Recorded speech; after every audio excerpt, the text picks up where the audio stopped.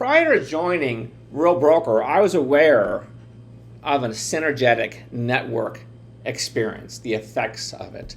And this was one of the critical reasons I wanted to align myself with Real Broker. There's different models for us agents to connect ourselves with in the real estate marketplace. I'm going to go through these different models, and through this process, I'm hoping that you will understand the value that I associate with this platform within Real Broker, which is called One Real.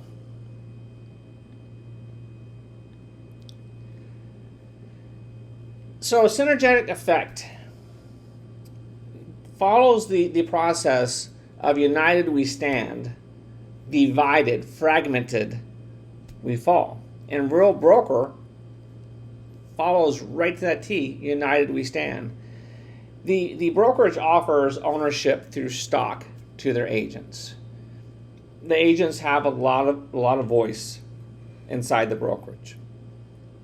So the model goes from Brokerage, which is a national/international global brokerage, to the individual agents who are collectively joining based on the culture.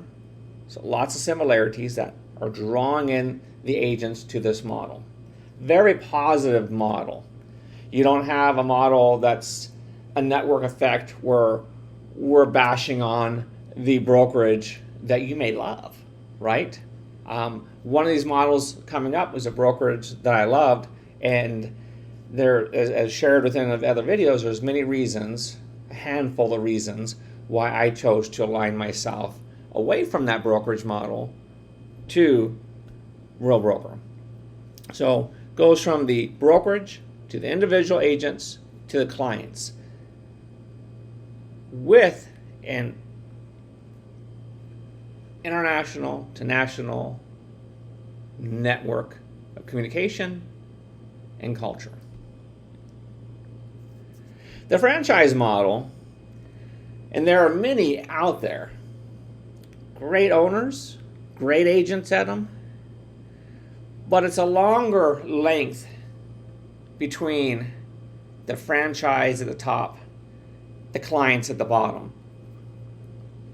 Sometimes when you're listening to some of the CEOs of some of these franchises, you'll discover that their focus might not be in alignment on what you need help with,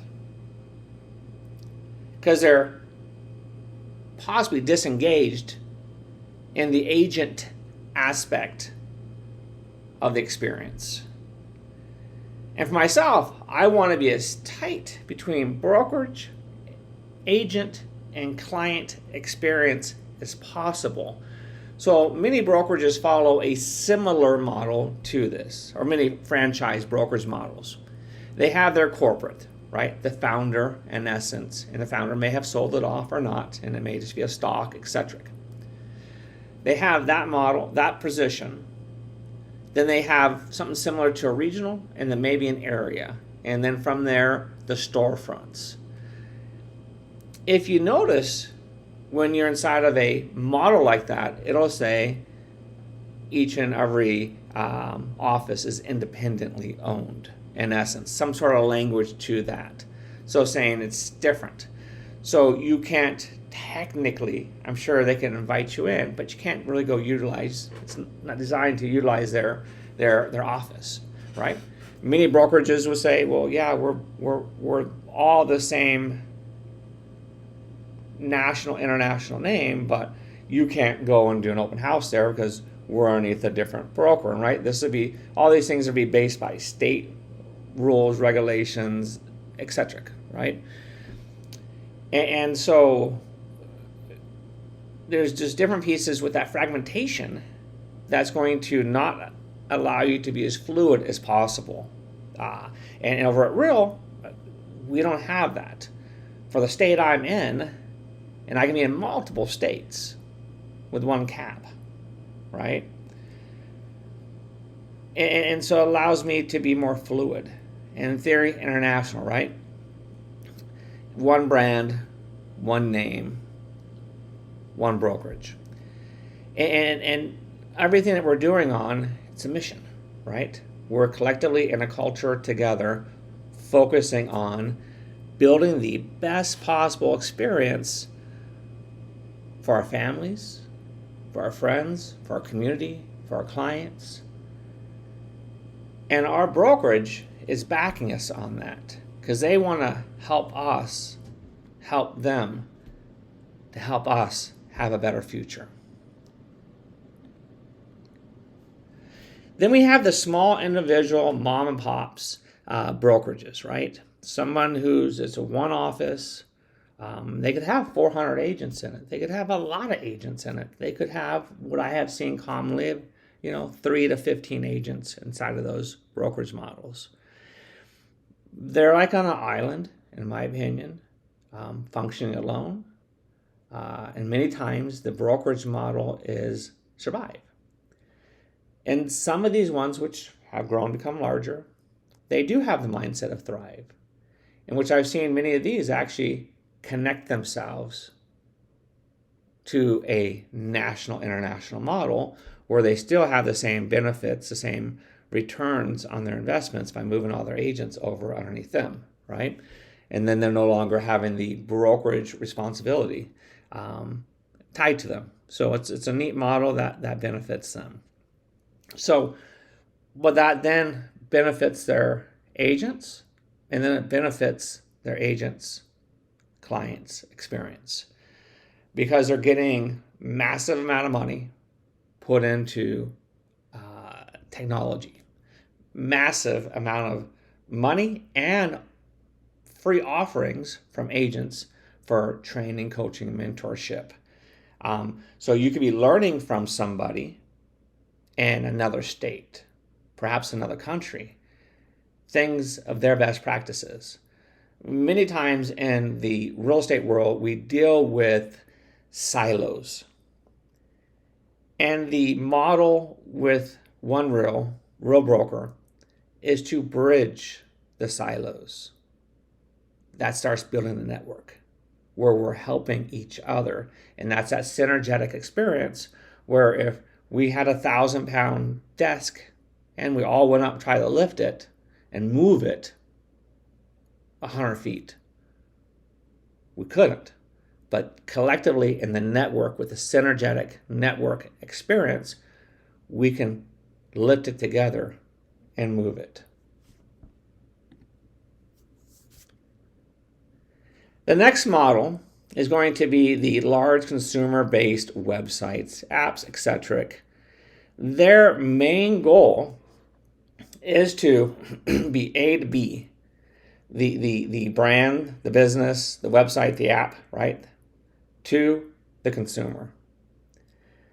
Some people say that their goals, and I can never speak on their behalf, their goals are to have either us not exist in the equation or to have us be something a lot smaller than what we are to our consumers, our friends, our family, inside of the real estate transaction. And ask yourself this: how important are you to the real estate transaction? If you're doing enough units where you have enough skill, experience, so forth, to be caring for and loving on your client relationships, do you think that you're just simply a door opener? Do you think it's just simple, some paperwork, put in the MLS, etc.? Or do you think that you're balancing a very dynamic, fluid environment to keep everybody collectively together to smoothly as possible to get to the switching of ownership and keys with some celebration? I think we do a lot more than simply open doors.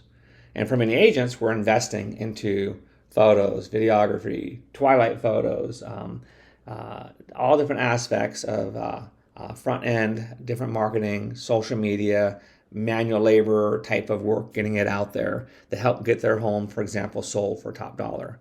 And working crazy hours sometimes to help a buyer in a very dynamic market win a home.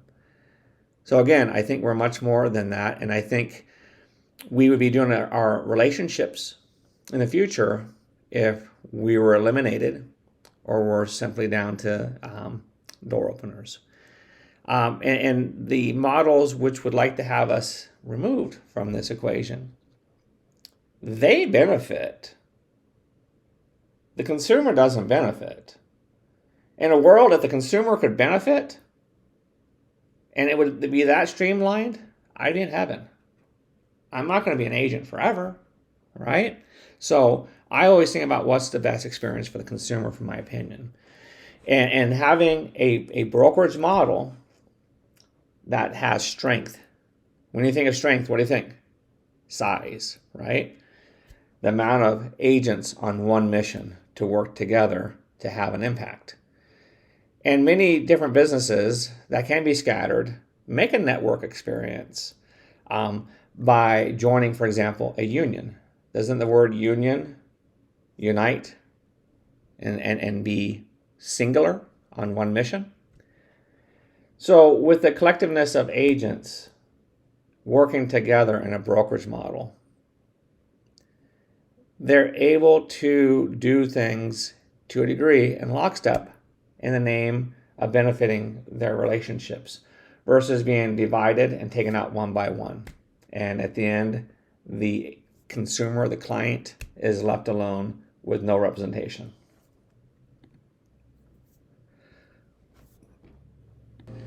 So I, like you, always had a choice of which brokerage to align myself with, to partner with. And for the reasons I just explained to you, shared with you, I decided to align myself with Real Broker.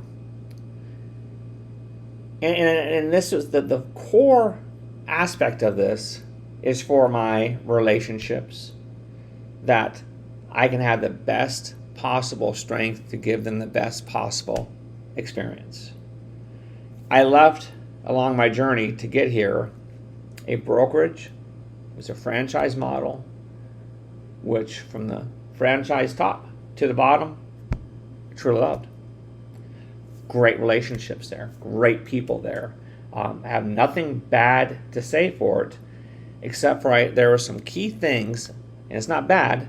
These are benefits on the other side. There were some key benefits that led me to the One Real model, to Real Broker. And this is just one of the key things, the synergetic network effect.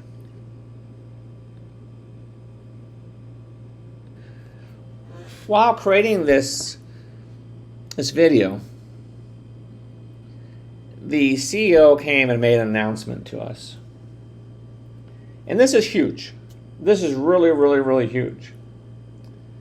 And I believe he said it goes into effect on November 1st of 2023.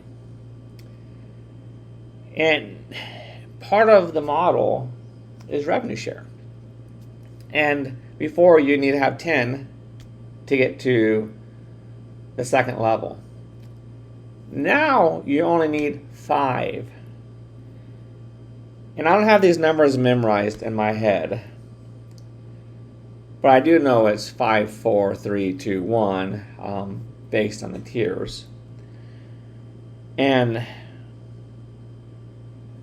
now you can, if you have, just say that you brought in an agent, and that agent brought in an agent, and you had, say, 9 of those, right?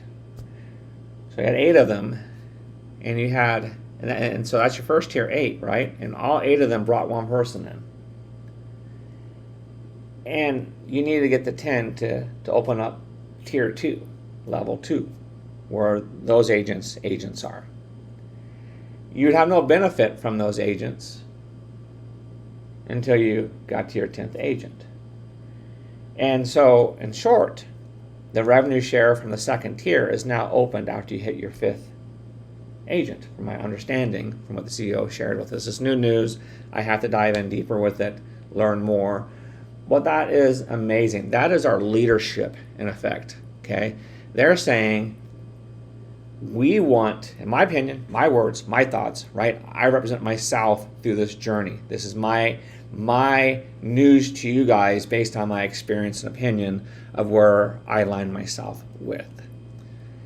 And based on that, they're saying, we know without a doubt, the mega agents, right? Oh, they can bring in a whole tier of people, right? They can bring in a team that's 250, type of model, right? They can bring in a team that's 50 people. And so, with that being said, their doors just open for their 5 layers of revenue share. For the average agent, Real's never shied away from this for this part of the business. They're not doing that piece. If you go and get 5, and your 5 go and get 5, eccentric, you have 2 tiers open, and then continuing the next layer, how many you need to get, the next layer, eccentric, right? Because it's only the first tier they adjusted. But, so, based on their numbers, the first tier per agent you can max out at $4,000 per year. The second tier you can max out at $3,200 per year. The third agent, this is going down based on opening up different levels, right? The third agent or third level per agent you can max out $2,400. The fourth level per agent you can max out at $1,600, $1,600, and the final level you can max out per agent at $800. So these are people within your levels bringing in people. And so in short, with what they did, they took it from, if you had a perfect scenario of 5, where you're making, with everything perfect, you're making $20,000 a year from the brokerage. From the brokerage, not from that agent, from the brokerage. You're making $20,000 per year. If everything goes perfect, that agent capped, so forth, right? Each of those 5 agents capped. Same thing for this next level. For the next level, traditionally, I believe you would need 10 on your first level to open up your second level to get access to these. And right now, they adjusted that to 5 based on my understanding. You now are making an additional $16,000. So collectively, instead of being $20,000, it is now $36,000, which basically averages out about $3,000 per month. You're making extra together, collectively, by being with this model. So by opening up that aspect, another $16,000. So the way I look at it, what am I paying Real, right? And these numbers get cut in half if they are on a team. Okay, because team model is different. But what am I having to pay to be at Real to get all these benefits, right? And coming out with $36,000 off of me bringing in 5, and those 5 bringing in 5, and everyone capping is absolutely amazing. That to me was probably somewhere, make up a number. I haven't done this yet. Probably like my 5th to 10th reason for being here. The synergetic effect is right up there near number 1, right? The network effect. And believing this model, the stock that I receive and purchase is a huge aspect why I align myself with this model, okay? Huge aspect. The stocks are very, very low priced right now. And the growth that this company has been doing with agent attraction is out of this world. And so knowing what that looks like, I chose, and I don't think it's a risk, I chose personally to bet on the company. The company's results, obviously I'm not a stock person, not a CPA, not a financial advisor. This is me, my stuff. I have nothing to do with anything where you should listen to me and take my stuff as your almighty, this is what I'm doing, because James says this is the best possible thing and I need to do this. I'm not saying that. I'm saying I love to talk with you, give you more information. I try to give you as much as I can because I know when I'm out as a consumer dealing with something, I want as much data as I can. But all I'm saying is agent to agent, as we disclaim things along the way for a consumer to inspect, investigate what is of importance to them. I'm basically doing the same thing here, right? And we're not CPAs, we're not lawyers, we're not investors, etc. We don't provide investment data as like we were in that position. We know our role, we stay in our position. And I'm just saying that aspect on there. But for me, stock is a game changer. If you look up REAX, see how low that is. And then you decide, to me, it's low, right? And it's the right price for today, probably. But I believe that stock in the next decade is probably going to do something very favorable for me. That's the close to what is number one, number two reason I came over.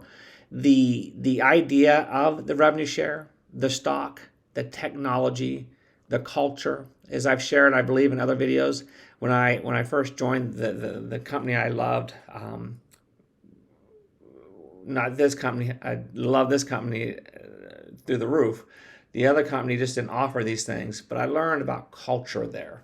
Before, I was a real estate agent, and I was functioning with sales, not thinking of that culture term. And I studied it in depth.